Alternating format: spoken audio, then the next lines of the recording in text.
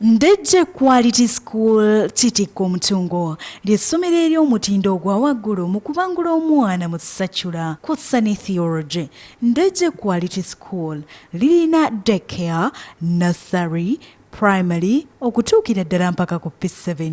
Bano nno balina ekisulo kw'ossa n'abaana abava ewaka. Essomero ggazi bulungi anti abaana we bazannyira weewali. Omuzikiti nagwo weeguli ku ssomero.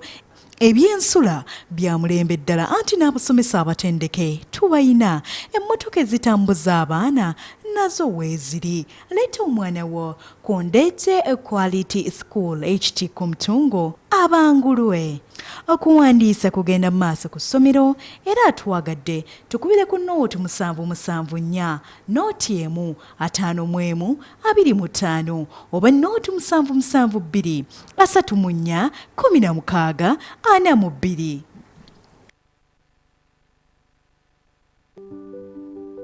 We all set goals for the day, whether it's keeping healthy or staying on your hustle, serving your customers better or working harder for success. Choose the water that energizes you to achieve your goals every single day. Sip on Union Purified Drinking Water, the secret to staying energized, refreshed and recharged. Union, the better way.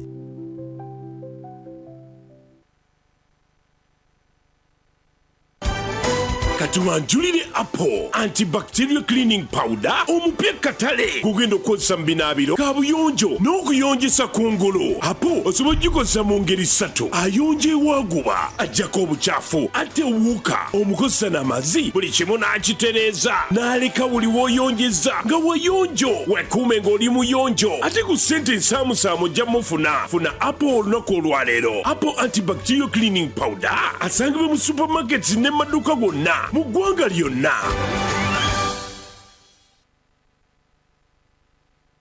Best friend waffe MTN eyo yaddala. Gamba nti best friend MTN eyo yaddala nnyo. Tutandikidde Kampala naye tugendagenda mu ggwanga lyonna nga tugaba school fees wa mwaka mulamba. Twebaza Omukama okuba nti nno atuwadde omukisa guno ate ne MTN okuba nti esasulidde omwana fees ez'omwaka omulamba.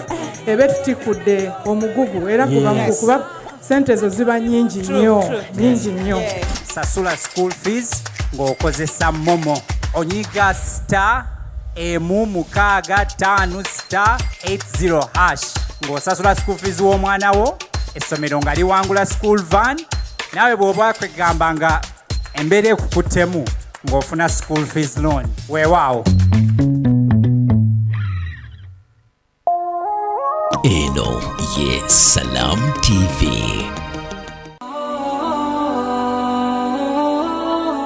Obuwanguzi obusinga mu nsi kwe kutuukiriza obweyamu. Salam TV eyuuguumya amayengo buli lukya. Kolono esumuludde luwombo. Puroguraamu obuluŋŋamu. Luno luwombo anti ku Mande otegeera obulamu bw'abaswahaba bannabbi. Baawangaala batya ne Sheikh Tikirimpwa Yazid. Nabi sallallahu alayhi wasallam yagamba nti nno bano basahaba bange tekisaanidde kubeera nti nno omuntu yenna ayogera ekigambo ekiyinza okubeera nti nno bakibeesittaze oba okubakkakanya oba okubeera nti nno kibatyoboola. Ku lwokubiri enneeyisa y'omusiraamu ddala erina kuba ya njawulo. Enneeyisa y'omusiraamu ne Sheikh Muhammad Kibaate. Enneeyisa kyentegeeza mu kyo enneeyisa yo n'ekintu gundi. Enneeyisa eteekeddwa okubeera ku kino n'ekintu gundi. Enneeyisa yo n'ekintu gundi. Bw'ona okijjamu kyonna kyekijja okukola ekigambo mpisa. Wulira bwe twambuka olwo lwokusatu okusonyiwagana. Osonyiwa otya anti kitukakatako ne munnabugerere Sheikh Swaleh Kiggundu. Waliwo ebintu bino bya mirundi esatu. Waliwo okusonyiwa, waliwo okusonyiwagana, wabaawo n'okwesonyiwa. Buli kimu kirina amakulu gaakyo naye ekimu kiyinza ate okukutuusa ku kirala ate ekirala kiyinza obutakutuusa ku kirala. Twesoza olwokuna tugenderera kino kikulu nnyo okugaba emaali y'omufu mu Busiraamu. Obadde okimanyi y'obadde okikola otya? Kati kitegeere mu bujjuvu bwakyo okugaba emaali y'omufu mu Busiraamu ne Dr. Sowedi Mayanja. Miraasi kitegeeza yengeri process yengeri emaali y'omufu gyegabizibwamu eri abasikaabe. ddala twambuka tuyingira ejjuma olwokutaano olina kigendererwa ki? Ekigendererwa oba enniya ku olwo banguka ne Sheikh Rajabu Kakooza. Enniya mu lulimi lwonna amagulu gaakyo mu lulimi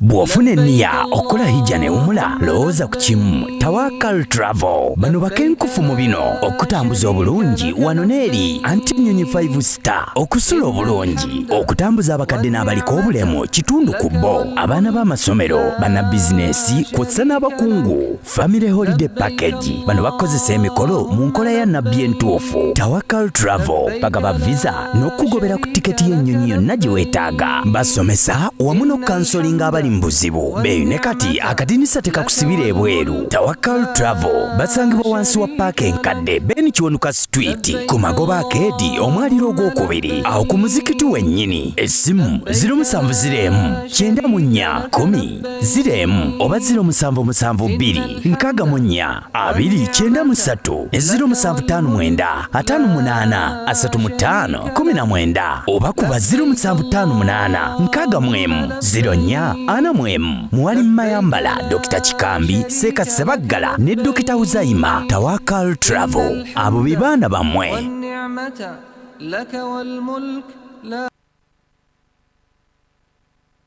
Hasbi Rabbi Jalla Allah ma fi qalbi ghayrullah Nuri Muhammad sallallahu la ilaha أعوذ بالله من الشيطان الرجيم بسم الله الرحمن الرحيم الحمد لله ثم الصلاة والسلام على رسول الله صلى الله عليه وسلم رب اشرح لي صدري ويسر لي أمري واحلل عقدة من لساني يفقهوا قولي أما بعد فالسلام عليكم ورحمة الله وبركاته أيها الفضلاء والفضليات abalungi abatuuliza abalungi mwenna abatugoberera abalungi mwenna abatulaba abali ku lutimbe gaggadde olwa Salamu TV مرحبا بكم في هذا اللقاء يسرنا دائما tusanyusa obalabaku mbeera eno ate nateera tubeera mu basanyufu nnyo tubeera bambaddu b'ekitiibwa Allah subhanahu wa ta'ala abasiimu era eri w'ekitiibwa Allah nga tusinkane buli kaseera buli tubeera wano buli ludda lwakumakya netubanga mutulabako eyo naffe tukimanyi ntulinamu mwoyo alhamdulillah nsaasira mukkirize nsaasire buli kiisa alina obukosefu yenna ali mu ddiiro lyawo nga alina obukosefu nga galamidde awo ali ku kanyira ali ku mpiso ndadde ku cupa n'ebisigadde byonna oba ali mu ddwaliro ddala amalwaliro agatulaba Kibuli hospital Kabasanda Kibuli Muslim hospital wali Kabasanda still Kibuli ku headquarter Kibuli hospital Kisaasi wano Kisaasi n'amalwaliro gonna Saidina Abubakari basaako TV awo ne batulaba nkimanyi abasawo kwemuli n'abalwadde bateerako awo ne balaba Salamu TV RS mashallah taala kyabbeeyi okulaba nga temuli bireekaanira abalwadde abalwadde balaba ne bafuna ebigambo ebibakumakuma nebibalungamya abeera awo nga mulwadde naye nga wayiga nga wakola istighfar because ebiyita ku Salamu byanjawulo byabbeeyi byankizo mwena tubasaasideko nnyo mwenna ali ewaka mulwadde atambudde ng'oli mugonvu abalina obukosefu bwonna kati bwafuuka olw'olukonvuba Allah saba Mungu abasaasire ebirwadde bingi kuliko baganda bafe abali ku dialysis kirwadde kinene Seeka Hassan Tayyib Mutumba mukadde waffe tukusabira nnyo Allah akusaasire ya rabbi Seeka Hassan Tayyib Mutumba musomesa maze ebbanga ebbanga ng'ali mu ICU over 3 weeks ng'ali mu ICU ali awo tetumanyi kiddako mbeera efuuse embeera ne Allah subhanahu wa ta'ala nga waye walagira naga nti kun fayakun agira abaawo n'abaawo tegeti yawo Seeka Hassan Tayyib Mutumba tusaba Allah akusaasira akusuuse byoyitamu tukimanyi nsaba nnyo Allah ebeere minor dialysis leme kubeera major dialysis kubanga minor at least omuntu oba osobola okuddawo nabye ndabyeko era kati nga batambula bulungi ensigo nga zazifunyemu bukosebukosefu mpola mpola era muganda waffe mukadde waffe Sheikh Ibrahim Mutyaba ekibuli awo ebizibu byebyo naye nga Mungu akusaasire obulumi n'obuzibu bwonna mashini tuzimanyi ezo mashini personally nzimanyi. Allahu akbar sa Mungu subhanahu wa ta'ala taasi ebirwadde bya kigagga ebirwadde bitwala ssente mpitirivu ebirwadde kyensigo ebirwadde by'ebibumba ebirwadde bya bone marrows tegedde ntumiddeko nnyo Salma woli awo India esawe na yes bamaze okukola bone marrow transplant ebirwadde bizibu Mungu abasaasi ya Rabbi. Yes, ntumiddeko nnyo Hajjati Mariam Sebana webale munnange webale sigala nga wegendereza ng'abasawo bagambye n'okwongera okuba tukusabira at least embeera za compatinze nga mbizaamu amaanyi ojjanjaba ku bantu bano banga badde engulu n'omugyamu ensigo nebamutereza nebamusaamu obusomyo olulaba nga atandise okukola ki olikavalinga bonna. Ntumiddeko nnyo mwenna abalina ebirwadde ebinenenene ebyo ebityo nga bya bizibu. Mukadde waffe Professor Kiyemba yalinako naye ebirwadde webityo naye Allah n'amusaasira nadda engulu.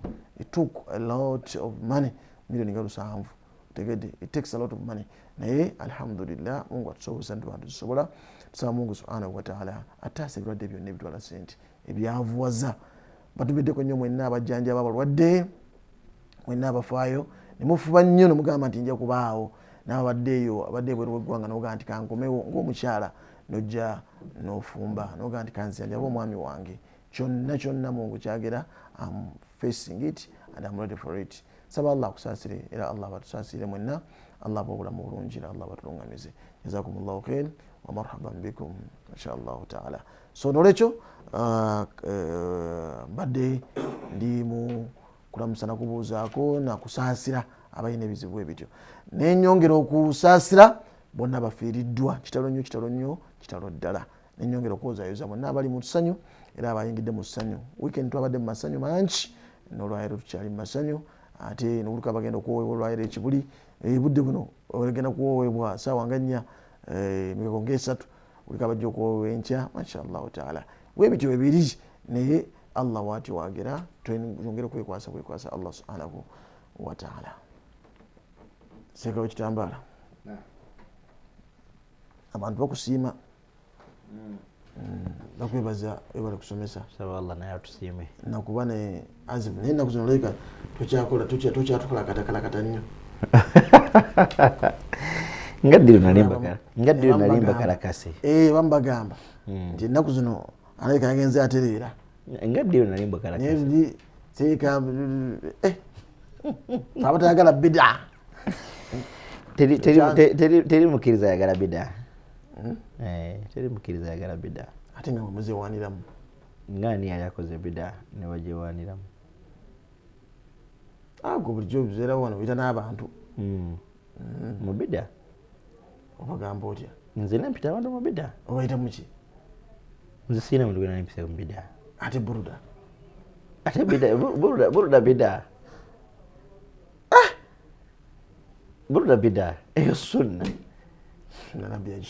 takiririya sunna takiririya kyakolebwa maaso ga nabbi ne bamuwaana okufa obufiire yaganaani buruda erimu kuwaanaani nakola pati nakola emikolo nakola nenakana ate kati yanaaganirawa eyo sunna takiririya gwe njagala ongaane nti olunaku wayimirira wano n'oyita abantu ku bida fulana siroyinayo abantu lwembakoola mbayita ku sunna yaki ya buruda sunna zonna zembayitako abantu bayite bwebagamba kubiriza juma butereera gawenza bakubiriza bulijjo nga bwenzi bakubiriza bulijjo alhamdulillah so eiwa kati eyo sunna bwe bakubuuza Sheikh Mayambala omusunni akulembera bw'otandeeta mu kisooka oba kyakubiriza oba tondyaza amaanyiza kubanga nze buli wali sunna ntambulirawo saagala kwawukana na sunna wano waliwo omusunni omukulu wano mu Uganda tomumanyi yani mbuliramu tomanyi imaamu waffe omukulu wano asooka omulangira yogedde bulungi Allah ukume jajjafe. Amina ya rabbi. Doktor Imam w'emizikiti. Ye mwalimu omukulu. Imam omukulu. Musuni asookera ddala. Number 1. 001. Tandika naye. Musirambo Uganda. Musirambo Uganda. Saba Allah amusime ya rabbi amutuumire. Ate ina nsonyi nampisa. Yamuvuruga. Amugala omuyisaamu ki. Buterevu. Naye kitegeeza ne nabbi abakubaawo. Abandi balinayo omuyisaamu ki. Subhanallah. Mungu atusaasi ya rabbi. Kubanga obanga okyamisa ayisaamu amaaso. Tetwewuunya ne ku nabbi nabbi kwaliko babuja babaali. Asalullah salamata wal afiya fi dunya wad dini wal akhirah. Ekyo tukikubiriza abaana ddala abasiraamu ba Uganda okumanya obusiraamu bwabwe butya butambula nabwe busibuka. Sheikhe nze nvumirira nnyo abantu abayisa mu bakulembeze amaaso. Kababe nga tukwatagana mu ndaba ya masala. Naye omukulembeze yenna twaliko wano olunaku lumu. Nzijukira ne nkugamba nti nze siwagira ne baganda baffe abatabuliijo okuyisa mu amiru amaaso. Buli ekintu ekitambula nga tekirina mukulembeze wa ku ntikko kiba kiyise. Kituufu. Awantegerekese. So obusiraamu bwaffe wa Uganda twetaaga gwe omusiraamu atulaba olwaleero osooka omanye nti ife obukulembeze bwaffe butambula butya. Awantegereka.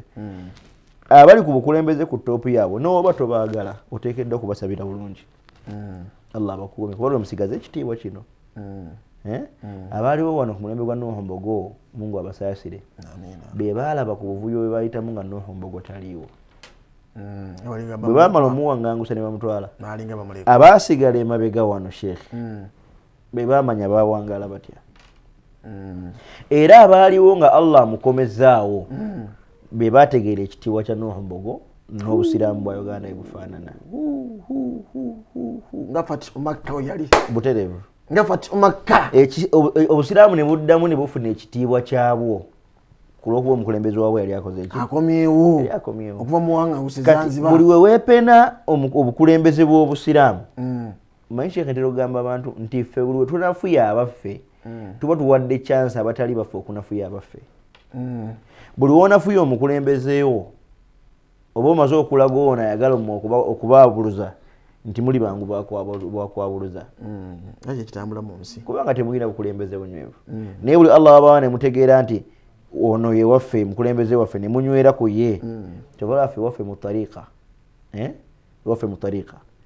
Sheikh wayogera ekigambo kyekiba kyekyo. Sheikh waffe Sheikh tariika. Bwayogera ekigambo kiba kyekyo. To an extent ti ne bwayogera ekigambo ffe nga tulaba nsobi tusooka kukola. Butereevu. Eriiso ly'omukulu eri olukulembeze liraba wala. Mwe muyinza okulaba ng'ensobi muyinza okupapa ennyo ne mpapala nti nsobi naye nga yatunulidde nga kino kye mulaba ng'ensobi kye kigenda okubayamba. Abakulembeze baliko ekyenjawulo Allah kyebawa.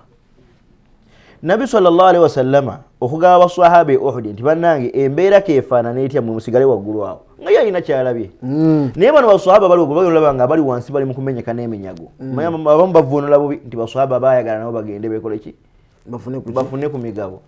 Baswahaba baafuna mutima gumusaasiza eri bannaabwe bye baalengera wansi. Byombi bituufu. Naye njagala kiri butakikulembeza nnyo kubanga kirimu ataanu fi suhaba oba fi sahaba.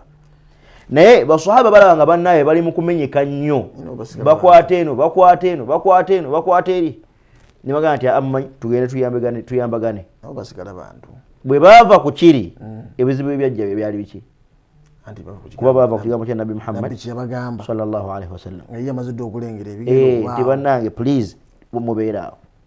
Kati omukulembeze yenna buli wabagamba nti bannange tukwate lino mwenyewe mbiramu bannamagye mukama waabwe kyagamba. Ozaalibwa bannamagye. Mukama waabwe kyagamba buli omu akola afanda bufanzi. Natambula nagenda. Yagukana ku yange.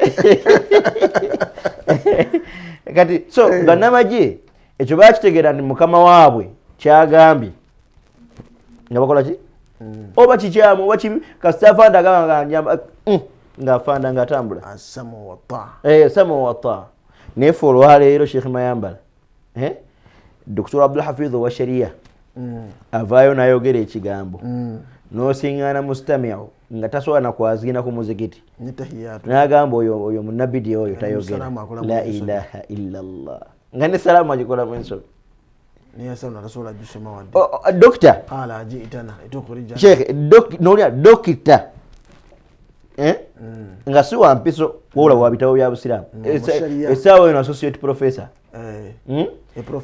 professor n'avaayo ayogera ekigambo mu ddiini gye yasinga okusomera gy'amanyi n'osaŋŋaana wallahi miskiini avuga taxi n'agamba nti abo bannabidi abo teboogera ayinza okuba avuga taxi ya jabbeyi naye okubanga tosobola kusoma mu ddiini muno neya saluna tosobola gisoma ne salaamu gikolamu n'ensobi so sheikhana bisimillah okolamu ensobi kati naawe ate obukola ki wasuya yange gyontandikidde leero enkoze bulungi era nsaba allah akusiime tukubirize abantu olubeerera bannange tuddeyo tuwa abakulembeze baffe ebitiibwa nobategerese sheikhe ffe ngowekyo okulabirako kyaffe mu tariika sheikhe waffe kuba ffe tukola baya tugaa nti ono ye mukulembeze waffe naffe mu uganda awulidde sheikhe atalwanira mizikiti atalwanira kusolooza atalwanira kusaaza ali omu yekka wano atalwanira saitala ali omu yekka mungu yakimu ekitiibwa saba allah mukuume ya rabbi ye tataliiko kulwanira naffe ng'abasiraamu be uganda twekwata awo bwe bandizuukukidde ne bamanya nti hablullah awo tulina okwenywereza ffenna tusobola okutambula naye bwe tutandika okudda mu kwerumangana bannange tusobola okwawukana fi masala naye tekitwawula mu bukulembeze nebategerese ekyo kisobokera ddala okubanga masala fulana Shafii ne Ahmad ibn Hanbal ayawukana Shafii ne Maliki ng'ate musomesa we butereevu ikhtalafu Shafii ne Hanifa Abu Hanifa nkubeeka akambo kekujjukiza kama Imam Ahmad ibn Hanbal mu madhehebu ge kimanyikiddwa omuntu bwali ennyama y'eŋŋamiya ateekeddwa ofuna ewuzu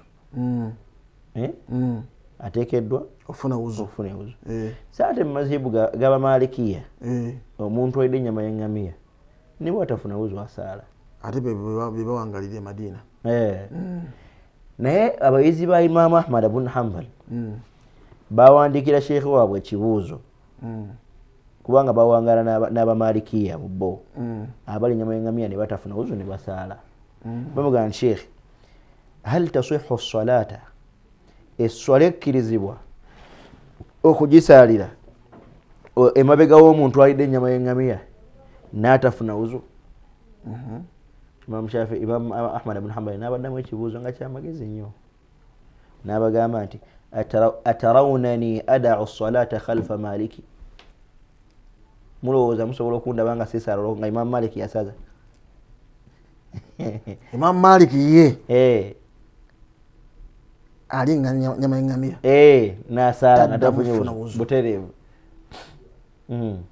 ye Ahmad ibn Hanbal owe Iraka yagamba oli we Madina butereevu ono we Iraka yagamba nti nze wemmala okulya ennyama y'eŋŋamiya nfuna wuzu butereevu yiki yakwikwata ku hadisi yagitegera waatyo kati abuuza mundaba nga Imam Malik ayimiridde emimbali nze asaaze nze nime kusaala ekitegeeza Imaamu abagamba nti gwe akkiriza nti oteekeddwa okufuna wuzu akkiriza mu kigambo kyange gwe omala okulya funa ki funa wuzu ono atafunye wuzu naye ali ku kituufu kuba yendaba ya imaamu we eyo njawukana mu kutegeera bigambo bya nabbi sallallahu alaihi wasallam nusus ihtiramu al-ara okuwa endaba z'abantu abalala ebiki ebitiibwa kyetukubiriza abantu sheikhe mayambala olubeerera nahtarimu arau ba'duna era nze abayizi baffe betutera okusoma nabo abayizi baffe abatariika sebo ndi musomesa era tulina darasa zetulamu netusoma naye ffe tusoma bitabo ku kitabo naye bwe tuba tusoma n'abayizi baffe ntera okubagamba Abdul Majid Omundabira biidhnillah sebo ntera okubagamba abajamaa baffe naye ndi bannange omuntu yenna niwe tuba twawukanye naye mu mpisa zaffe eza tariika omuntu ono okusooka kumuwa kitiibwa nobantegerekesa kubanga sheekhe mayambala bwe naayawukana naye fi masala tekitegeeza nti sheekhe mayambala mwambuleko ekitiibwa kyalina ekyokubiri nyinza omuyisaamu amaaso naye ngaewa Allah nsinga okuba obulungi. la yaskalu qaumun min qaumin asa an yakunu khaira minhum. owantegerekese ekyokubiri nyinza era nti wallahi kigamba abayize sheekhe ne baga nti ekyokubiri nyinza okuyisa mu sheekhe mayambala amaaso nga gwempisizaamu amaaso wali min awliya illa mukwano gwa Katonda kubanga teri amanyi mukwano gwa Katonda yani amanyi batugamba nti inna allaha akhfa thalatha fi thalathi Allah yakweka bisatu mu bisatu naye njagala kwogerako kimu yagamba nti akhfa awliyaahu fi ibadihi Allah yakweka mikwano gye abawangalya mbaddu mu baddu be tuwangala n'abaddu nga tumanyi nti mikwano gya Allah siwe kiri mu hadithu al-Qudsi Allah n'abagamba nti man aadali waliya timumwe bwe kalitanda n'awalampa mukwano gwange faqad adhantuhu biharbi olutalo nze ndulwana bwe yakweka kitegeeza Mungu subhanahu wa ta'ala batayagala tulwanagane butereevu kubanga tomanyi ki bwe yakweka tomanyi ani kati oyinza okusingana gwolumba n'omuyisaamu amaaso nga wallahi ali ku mukwano gwa Allah sheikh abantu ensonga lwaki olwaleero baavu yensonga lwaki abantu olwaleero balina endwadde ezitagambika ensi tekyukanga enjuba ekyava mashariki n'ebyo magharibi oba ntegereka enjuba ekyatonya naye ebyo byonna sheikh biddeyo abantu bamanyi nti buli muntu gwowangaala naye nze kiri mu bwongo bwange mu bwongo bwange nti buli muntu gwempangaala naye mukwano gwa Allah nteekeddwa okumusemberera nfune omukwano gwa Katonda kubanga Allah bwe yagala mukwano gwe naye akwagala ate bw'olwanyisa mukwano gwa Katonda naye akulwanyisa ababenyi ate abatukosa directly nga bali babi nnyo koto kule tutya tusaba Allah taase atuseme kibere mu duwa zaffe nga nawe omulabye ddala mu kibere mu duwa zaffe kubikulira kibere mu duwa zaffe ndi mu duwa zange nsaba Mungu olubeerera Allah nkusaba onsembereza abantu abalungi onteeke wala abantu ababi ekikulu amina duwa buli omu agiteeke mu gundi kubanga balinza okwesembereza abo bemanyi n'okwesesasesa babayina ku mwanjo nnyo era woba osaba Katonda musaba nga nti Mukama wange Allah bwe mba nga nze mubi Mungu nfuule omulungi kuba naawe kisobola okuba nga naawe gwe mubi idhan saba Katonda akusembereza abantu abalungi akusengulira ababi ate era Katonda musaba nga nti Allah bwe babanga ababi bayitako riziki yange Allah basengula mu bulamu bwange nga sikoseddwa kuba batukosera ne riziki sheikh omulabewo n'amalamanya nti yakuwa n'olya abantu ababi nasalullah salamata wal afiya fi dunya waddini wal akhirah awo tuluddewo nnyo olw'embeera y'okukola y'okubuulira n'okubaako bettereeza nazzi kuno abantu balina mu mwezi gwa Ramanzaani twalinangawo bakalijjaato bamanyi twalinangawo bamugenyi asooka abamanyi bo nawawulirako bakola batya abasiibanga before Ramadan biyawmin aw yawmain nedda bo bajjuzanga mugenyi asooka bajjuzanga Shaaban balina okujjuza okay bamugenyi asooka tulinawo abakuza abakola mawuledi nga Ramanzaani egenda kukola ki kubaawo baki bebaffe baani nawe oli muzukuuli bulijjo simanyi tuli muzukuuli ndi muzukuuli sheikh okuba ndi muzukuuli ali kasir atali mujjuvu bulungi nga ani muzukuuli wammwe bajjajjange bonna kusaidia jjajja azaala maama ebutambaleka kubo bonna bazukuuli ddala era teri mukolo gubeera ku zukuuli okujjaho nga babaayo era buno obuzukuuli bwe busibukako bwe basinga buli kimu kyonna ekingi wano basinga okusomesa bano eddiini baabuna ensi eno ggwanga lyaffe wano baalibuna abazukuuli kakati abo baaniriza Ramanzaani n'ebirala bingi kati maadha indana kuliko nasiŋŋanya asomesa nagandi actually kadi katambula yabadde luddawa yabadde asomesa somewhere ngakubiriza abantu okusiiba ki okusiiba ennaku bamanyiire basiibeyeeko ennaku bamanyiire ki nemye ey'okumanyiira abo bonna we bali baaniza Ramanzaani twetegese tuki omwezi gwa Ramanzaani guno okutusiŋŋaana nga tuli swafiya saafi tuli kiriya nnyo nga tulimu abo balina okugusiiba. طيب الحمد لله أوصنا. وصلى الله تعالى على سيدنا رسول الله صلى الله عليه وسلم وعلى آله وصحبه ومن والاه أما بعد. abalungi abatulaba munna gye musinzira okutulaba, assalamu alaikum warahmatullahi wabarakatuh. Njagala okwebaza Sheikh Mayambala olw'okuba nti otutegekedde topic ennungi, omutwe omulungi ngutuyingiza mwezi gwa Ramadan. Manyi omuntu amanyi okubala obulungi ennaku z'omwezi ndo zalira 22 22 Shaaban. Kiba kitegeeza nti olwokubiri olujja lutujja okubeera wano, olwokubiri olujja lutujja okubeera wano lujja kuba lwe lusembayo ng'ekiro kyalwo tulyaddaako nga tulyaddaako kuyingira omwezi gwa Ramadan biidhnillah. Bwe gunaaba omwezi tegujjudde, bwe gunaaba gujjudde tuba tujja kusiiba, tujja kugirya enkeera waalwo. Abalungi abatulaba kitegeeza ki nti Ramadan omwezi buli omu gwe yeesunga gusigaddeko ennaku 7, gusigaddeko ennaku 7. Ekyo kituzeeyo ku ffenna okumanya nti wiiki eyo emu esigadde tusobola okugikozesa, bwe tunaba tusazeewo okugikozesa obulungi okwetegekera omwezi gwa Ramadan. Nwategerekesa Sheikh Mayambala ayogedde ku groups z'abantu ab'enjawulo abeetegekera Ramadan mu mbeera zaabwe ez'enjawulo. Zonna embeera ezo bazikolera mu mukwano nakulaga Ramadan ono nti wanjawulo nnyo gye bali. Naye gwe atulaba olwaleero nga tonnaba kufuna maili, kufuna kwesigama kwabo bonna, nze njagala kubuuza ku level yo gwe nga gwe atulaba muli owulira otya bwe bagamba nti Ramadan atuuse? Biqudumi Ramadan. Kaifa tashur? Oyina feeling ki muli gy'owulira nti Ramadan atuuse? Alusa. Igwe mukwetegekaako ebyo natugenda byogera kwanja atogere ku istidada z'enjawulo, mukwetegeka ku enjawulo. Naye nga sunala kugenda ku nneteka za njawulo, muli mu mutima gwo, how do you feel okugamba nti Ramadan oba 7 days to Ramadan? Muli mu mutima gwo owulira otya? Weesunga Sheikh nno omusajja omukwano gwange Afcon nga naatera otuuka Afcon jiba emipiira gya Africa Cup of Nations yagamba ng'ekigambo nga bulwagira ne musingana nga ngamba Sheikh 3 days to the opening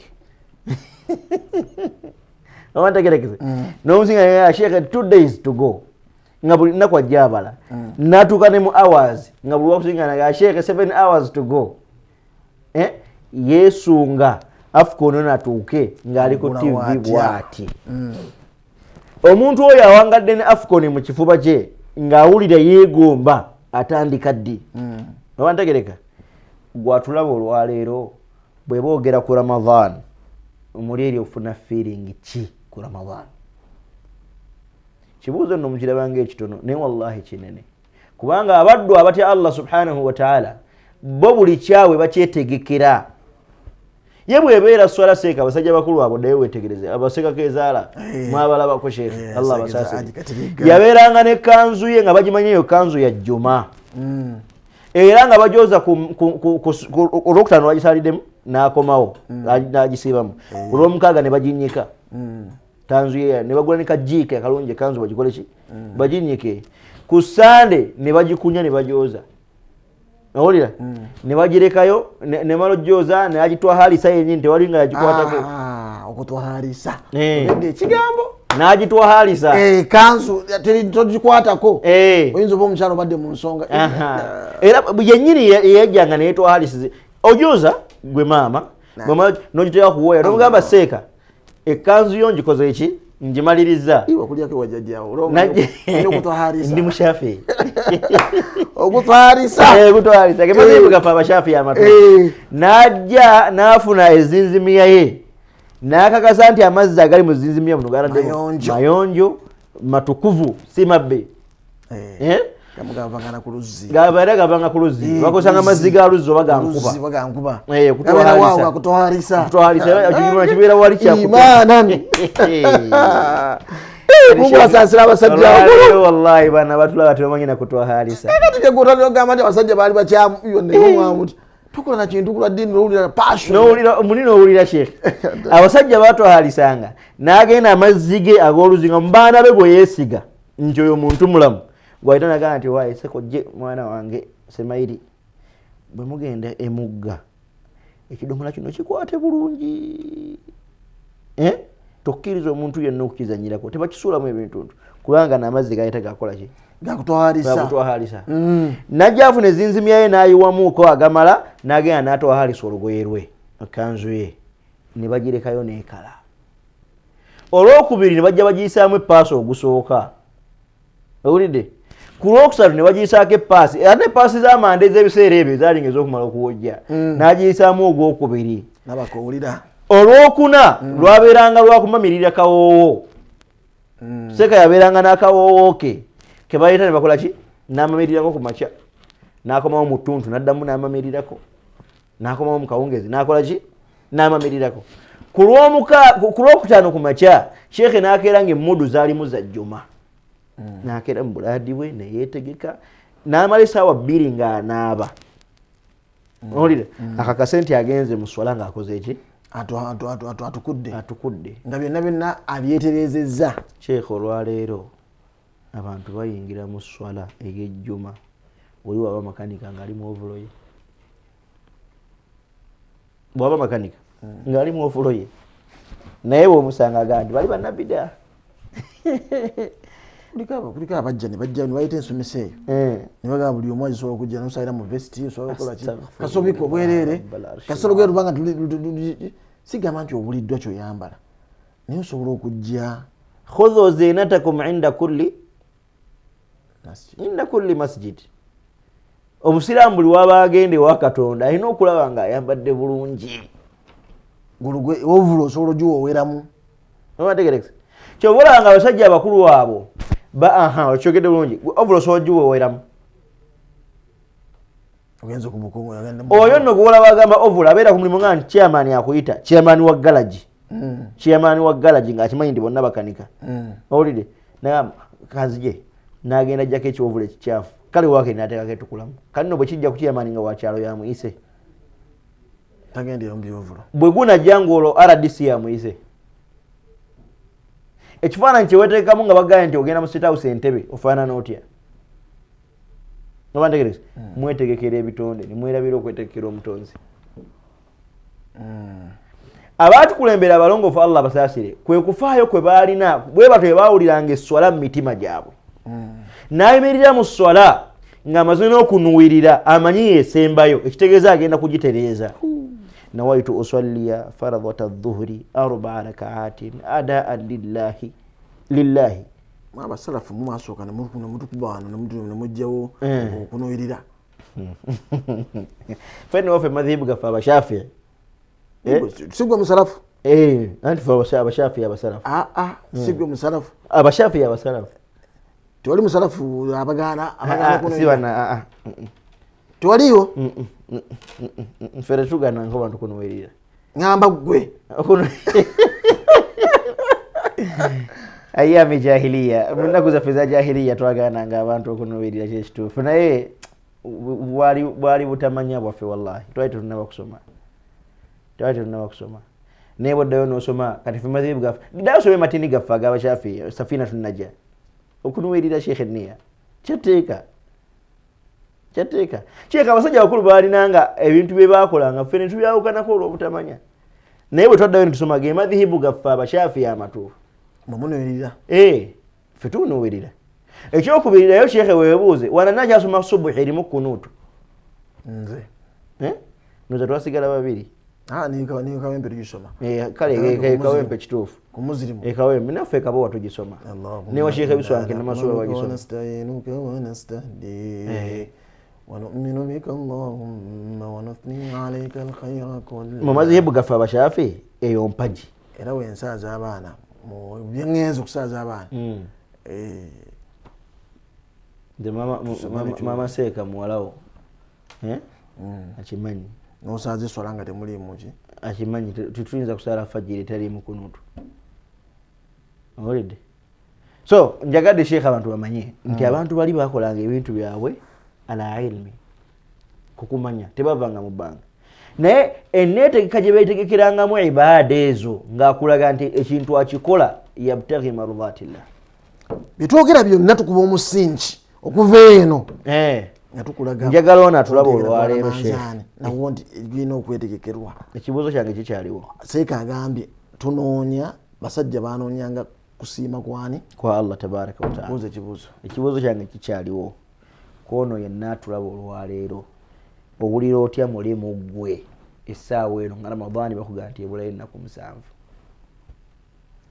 onoonya kisonyiisa muleme kusiiba oba oli mu kusala mpendo owone bw'oba obadde mulwadde osobole okusiiba kuliko abaŋambye noonye eddagala lya lusa era natandisubbawa eddagala lya lusa Allah basiime abo nze nja kuba olina akadaga ennaku zino kenkozesa naye kaneewonyeseza nnyo kalabika kalungi nnyo kwa lusa kaziwonera ddala Allah yasinga okumanya naye nze zange mpulira kati ndi somehow naye mbadde nkosebwa nnyo alusa butuyogeranga niyogerawo kalina nakujja kambulya naye kalinamu ekaawo kacupa kaliko kagambo siwak kamitwalo 2.5 nakala nvuga nkalanga ku TikTok no naye njagala nkagezese naye alhamdulillah wallahi simanyi bakakola simanyi kine nze banga linkakozeseza Allahu a'lam saba abantu baddeyo gundi sirapo ya habo noka bateka wa sheikh so abayina alusazi muso ogenda ne mugezesa eddagala eryo tomanya Allah tabaraka wa taala bagambire ddala kubanga isawo yakwetegekate ki abadde bagenda okukaaba endwadde za lusa mugende waliwo eddagala lya mirundi 2 limbasindikako mugule nze nganze limanyi era nga mujarrab kunze ndigezesezaako erisooka lye bayita siwak bakale bakizi siwak anti syrup sort of anti alusa syrup bityo naye kacupa keero kaliko n'ekigirwa ne ekiraga olubuto lw'omuntu munda naye omuntu kamu eke mujjakala awe kali oba ojoyita udul hindi olwo obwongo powder udul hindi nemu ekera mwali naye mujarrab nze manyi lyeddagala ya lusaalizi lyengezesezaako nempulira nga ninawo okolirifu so Allah asinga omumanya kunze eryegezezaako naye manyi nekumulina erirye nange munkwate bulungi abalina alusa njabalagirira inshallah kukwata bukwasibu kunkwata buki bulungi nkubulya ebyamazima nno kizibu nnyo okubanga bakuwadde eddoozi ya sente ndinonyo sina sente nnyingi mitwalo 6 just 6 only okwaka ddoozi ako n'otubuulira just kati tugenda kusiiba naye oli awo okaba bukabya alusa simanyi alusa simanyi eziddukanya abantu simanyi ezikola musaayi simanyi biki lwaki tokatuwadde nako ne tugenda nako anti balina kunkwata bulungi nze kankukwate bulungi ku baabwe era onkubira essimu nga nkulagirira nannyini tunda ddagala eryo amanyikiddwa buli omu amumanyi agikabuuti eyo siri akabuuti wanditubuulidde eryo wanditubuulidde kati wali atalina simu yo togenda bakola tuti nje bawa essimu eva ngisoma wano kubanga bambuuza ebyatawakkalu tuteekateeka lamanzaani bale tuli mwezi gwa lamanzaani abalusa bino bye bikulu ennyo medically physically are you okay are you ready kati seka yogedde ku nsonga eyo tegedde okwete oli otya olira otya ofuna onya kisonyisa nti lamanzaani jjane nze ndi mwalusa so ngwatusate seka tujja ekyo kimu sheikh akamusiyamu wano abakyala bulubuto basiiba tugenda byogerako bannakawere basiiba ndooza yebeera wiiki yaffe ejja abantu bategeere agenda osiibulula asiibula n'aliisa n'aliwa oba ebyo nabitegereke inshallah tujja binyonyola omulundi ogujja olwaleero sheekhe nga tuvudde ku kibuuzo ekyo buli omu kyensaba kimbeere mu kifuba ekibuuzo kyaffe kyolunaku bw'obanga ramadaani tonnawa kugiwulira muli kugifiiringa tandikateekawo embeera mu ggwe kyova abakadde baffe abo baatuleera nga mu mbeera nga naffe abaana abato tukula mu mbeera eyegomba Ramadhan akole ki omanya nti waliwo ekijja ekyebbeeyi kituufu owulidde okibuuza ku Yesu eka mubuuze n'abaana be bamanyi Ramadhan agenda tutandika bamanyi nze sio mujuzi naddeeka nga muwala wankoledde lisiti ewaŋŋamba n'olunaku olwejjo ekiro yangaye nti owa lisiti yaffe ya Ramadhan nemugaa nti insha Allah ewiiki eno Mungu akkirize tujja gikola anze nina benina okulabirira mwezi gwa Ramadhan era shopping zirina okukolebwako before Ramadhan nakola ki benina okulabirira nze ng'omuwalimu naye gwe mukyalawo yakubanjiza ku lisiti ya Ramadhan egwe omwami mukyalawo wamutegeezezaako nti Ramadhan tukoze tutya so enneteekateeka ebeerewo abasajja abo abakulu Allah abasaasire okumanya bawulyanga Ramadhan ng'ejja twakyogera n'omundi oguwedde baasiiganga n'amayumba gaabwe langi empya n'asaawo olujja omuzikiti ng'ogwo ne bagusiiga langi empya ne bagugulira amataala amalungi gaako obulungi byonna kwetegekera Ramadhan naye olwaleero Ramadhan erina kifo ki mu kifuba kyo tayib kwetegeka okwokubiri waki bayita al isti'dad al qalbi oba isti'dad al ruhi okwetegeka kimu kiri kyobadde nakyo obuuza ekibuuzo era kikyaddayo ku kiri kitambulira wamu okubanga otegeka omutima gwo otegeka omwoyo gwo Ramadhan omusisinkaganya otya ekyo kiddayo ku kiri kyetwogedde ekibuuzo buli muntu addayo akyetegekere naye ebimu kubiraga nti omuntu yetegekedde Ramadhan kwe kubanga agezaako okweyoza mu kifuba kye ajjemu kakica yenna amradul qulub jamu kakica yenna mu kifuba kyo tandika okumunazaamu mpola Ramadhan agenda okutuuka nga kifuba kikoze ki kitukudde waliwo oba otayagala nga kituufu oteekeddwa obutabaagala owulidde waliwo oba otayagala nga toteekeddwa butabaagala wabula zulman mbeera ya buli az'amaanyi gwe mukyamu n'obakyawa bannanga abantu abo bonna nga tugenda okuyingira mu Ramadhan tusaanye tulongoose ebifuba byaffe amanyi batugamba nti buli muntu yenna andisaanye alongoose ekifuba kye okuggyako fi haala mu mbeera etya mbeera kyamanyi gye bantu bagamba nti nga ya ta'dib yakugunjula nogamba nti gundi oyo musirikiridde mbeera si yakumunyiigira wabula kukola ki kumugunjula amanyi nti yakoze kikyamu ta'diban lahu yembeera omuddu mwakkiririza si ku bakyala bammwe sikuseeka omuntu osobola omukyala bammwe lusirika nedda era ekyo shekimwambala akyogera mundu tubagamba nti bannange nammwe abalina abakyala ba haramu tewali obwetaavu wakubata wabula obwetaavu obuli bwakubawoowa tutereeze ensonga tusobole okunyira mu Ramadhan nga tuli ki nga tuli butoola ethan okuteekateeka guno omwoyo gwaffe gugjeemu kakica yenna nti mmaze nereemu ono ebbanga weeriti nga simuwoowe mbadde bize ennaku zino badde mpoowo tompita mangu badde bize ennaku zino nogenda obatuza ebigambo abodde balungi alhamdulillah Sheikh abo balungi naye waliyo abatannaba kubeera balungi nga ye yamugambye dda nti naye omanyi sooka oddekeeka omwezi guno ogunaaguggwako ojja kudda tulabe ekyo kibi twakivumirira omulundi oguwedde naye abedda bagambanga nti sawa yakulongoosa sawa yakulongoosa era nga Ramadhan bamuyingiramu nga buli kimu kikoze eki kimaze okulannama already nina mukadde wange ateronga nti Sheikh lannamye ensonga buli kimu ayagala nnyo kikole ki kiranname ethan nammwe mugeze okulaba nga ensonga zikola ki zirannama oyingire mu Ramadhan nga tewaliiwo nsonga tutukuza tulongoosa tukuze omutima guno gutunuulire gulimu ki olina omuntu gw'otayagaliza ensaalwa Sheikh Sheikh abantu bawangala ne bannaabwe n'amusekera naye ng'omutima mukyafu tamwagaliza omutima ogulwaneko olabenge obutayagaliza obwo obusangula mu kifuba kyo Mungu atulage bonna abatatwagaliza abalina ensala kuffe n'atali balungi gye tuli abefutwa tuwe n'enkwata n'embeera gye tubeewalamu ne Mungu atukuume balemera tukosa amina ya rabbi abantu balina ebiiso seeka abantu balina ebiiso akulaba n'akalungi n'agala kasaanewo mu ddakiika subhanallah taagala olabikeko na mmotoka nnungi oveyo nga Aziza Mukarrama bantu bakwaniriza ku mukolo obayogera ebigambo nga bikola ki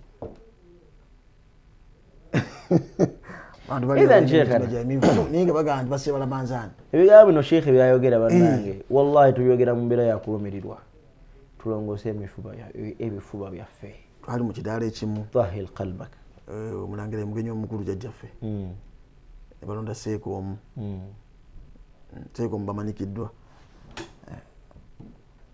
ajja kubyogerayo balowooza basoma bokka ajja kubyogera Seeka yasiba omumwa subhana sajja mukulu nga ali awo atudde ajja kubyogerayo balowooza basoma bokka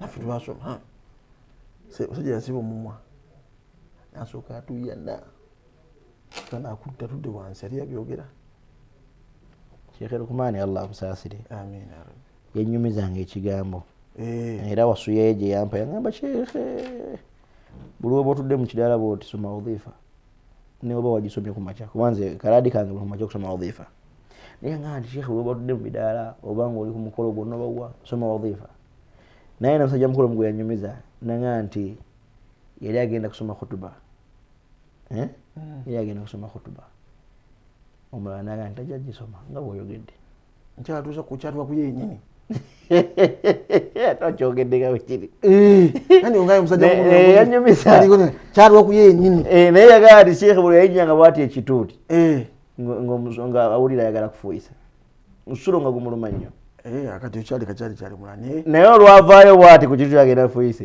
nawulira nga ateredde nadda alinnye neguddamu negumuluma kufa awulidde yagala Sheikhe namaliza kigaali kati ekirala ekyamutuukako Seeka Lukumani Mungu amusaasire Allah amusaasire ya Rabbi abaali ku kituuti ekimu ekinene mu Uganda naye baayera wansi wananyiga nti alina byanyiga Mungu attaasi ya Rabbi mampologo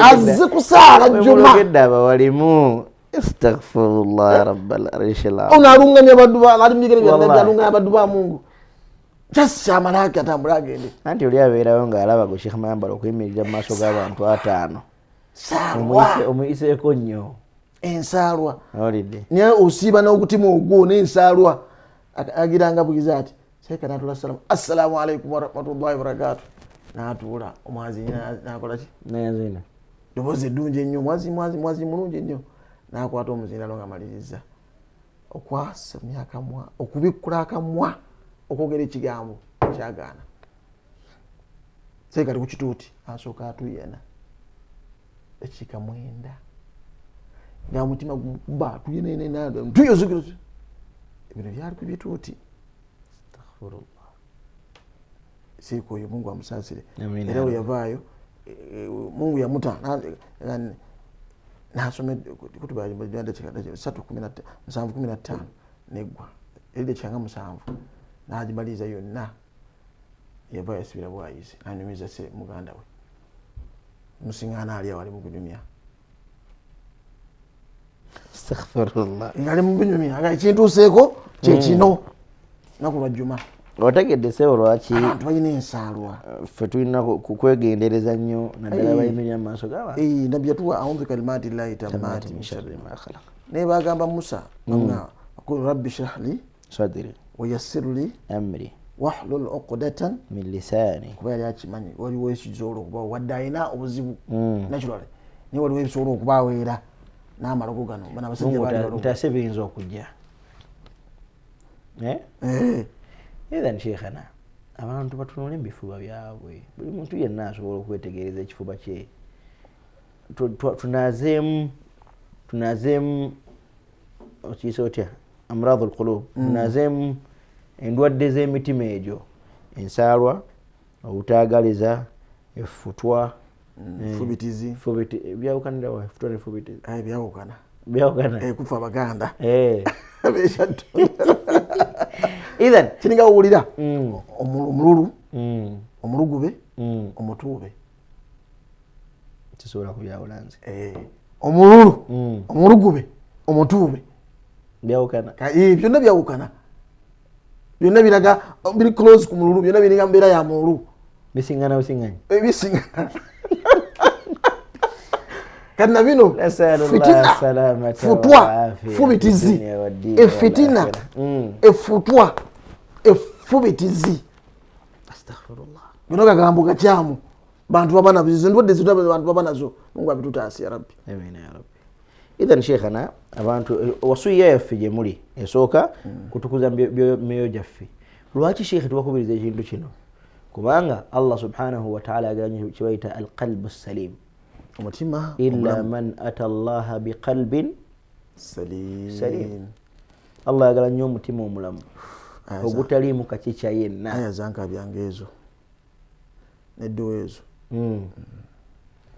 illa man ata Allah biqalbin salim manange buli ayagala okusembera eri Allah subhanahu wa ta'ala falyutahhir qalbah alongoosa omuki alongoosa omutima gwe buli wootalongoosa mutima n'ogenda ewa Allah subhanahu wa ta'ala kebeere Kaabatu Sharifa sheikh abantu bagenda e Makka ninge batteyo emitima mibi olidde ekyo nkigamba nze abantu bonna bentera okwogereramu era Sheikh Mayambala akimanyi nti bannanga bagenda e Makka musonyiwa abantu mutunule ebifo byammwe muggyemu obusungu bwonna kati Ramadhani Sheikh mwezi gwa kusonyiwa olidde naye Allah subhanahu wa ta'ala bwe yali aterawo akakulizo ka ye Allah okutusonyiwa Mungu yagamba nti faman afa wa aslaha agaga fa'fu wasfahu ala tuhibbuna Allah ay yaghfira lakum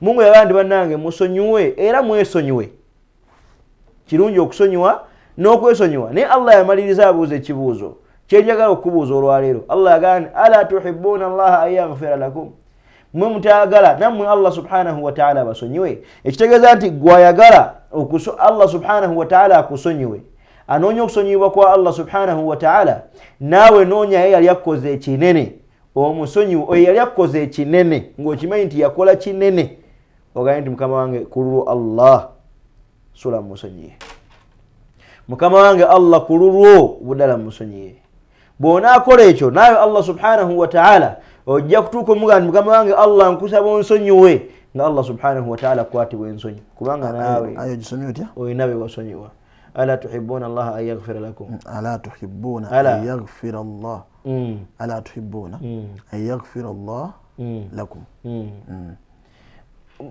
mwe mutagala ala tuhibbuna an yaghfira Allah lakum mwe mutagala kubanga Allah subhanahu wa ta'ala abaddiramu nammwe Allah basonyiwe byammwe byonna Sheikh teri muntu talina nsobi ensonga lwaki Ramadhani abantu abamutegereranga mu mbeera ya balaba chance Allah gyabaleetedde okubanga batereeza empapula zaabwe ewa Allah subhanahu wa ta'ala ffe twawangaaliranga emamulaka e Saudi Arabia waliwo sizoni wajanaga nti kabaka asonyiye buli muzzi wa misango nabali mu makomera bonna naga amakomera gakale owulire Ssaabasajja kabaka we Saudi asonyiwa owo kiseera kituuka oba n'agamba nti buli abadde alina ekibonerezo nga kikka wansi w'emyaka 10 bismillah bamute oba buli abadde alina ekibonerezo nga kisukka emyaka 10 bamute kakati eyo chance bw'eba etuuse nga abantu abali mu makomera bawulira chance Mungu gyaleese ennene kubanga basonyiwebwa abaddu bandibadde bamanya nti Ramadhani chance Allah gyatuleetedde ffenna ng'abaddu okubanga Allah subhanahu wa ta'ala atusangulako ebyaffe tumalirize omulundi ogujja biidhnillah tujja kwogera ku ahkam sheikh nga bwogambye twogere ku hadithi ya Sayyidina Salman al-Farisi ekinkoze obulungi nti nabbi yagisoma ku lunaku olwasembayo ng'enkya basiiba nekino kikwataganye bwe kityo tujja kuba wano inshallah ng'enkya tukola ki either nga tusiiba biidhnillah so obudde bujja kuba bulungi ennyo okubanga tusomeramu ne hadithi eyo ya Sayyidina Salman al-Farisi alayhi rahmatullah okwongera obbateekateeka buteebe musaanya okuyingira Ramadhani akasembayo sheikh mbigambo byange kinjagala okuwona ng'obukonyi istidad al-badani tukyogeddeko buli omu ategeka omubiri gwe gubeere mu mbeera esobola okusiiba bw'oba olina alusaazi noonya akadagala kayinza okuyambako kubanga alusaazi zikola ki zitereera n'olemwa kusuwa chance eno yakusiiba bw'oba olinawo embeera yonna eyinza okuba nga oluusi obadde olina musujja oyinza okubadde kyonna ky'olina ng'olaba kiyinza okukulemesa okusiiba ke kaseera noonya eddagala lyako inshallah tusobole okuyingira Ramadhani ng'embeera yaffe ennungi yenze Matovu Ashrafu bazanya nengo na buli mwaka nsaba Allah bakumi nga muli mu mbeera esinga okweyagaza kwatagane olw'okubirirwa wiiki ejja na buli mwaka Mungu abakuume. Assalamu alaikum wa rahmatullahi wa barakatuh. Wa alaikum assalam wa rahmatullahi wabarakatuhu. Abalungi, embeera yeeyo naye omwami n'omukyala mumaze ebbanga nga mukyatagala era omwaka guweddeko muguyingira manzaani mbadde mumakkati awo nga mulwanagana nakati era oyingira manzaani ng'okyalina embeera eyo